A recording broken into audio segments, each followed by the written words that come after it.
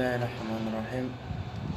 Halkan waxaan ka salaamayaa waxgaradka beelaha Jareerweyne oo dhan, aqoon-yahankooda, odayaasha dhaqanka, duubabka, dhalinyarada, dhammaan waan salaamayaa. Salaan kale iyo laabo leh ayaan salaamayaa.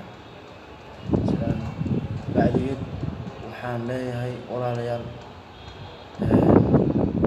maanta cid lagu matasho ma jirto siyaasadda Soomaaliya.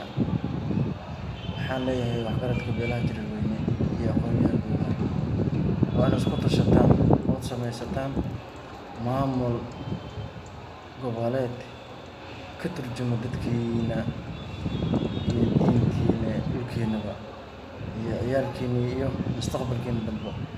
Maamul goboleed beelaha Jareerweyne ay ku midaysan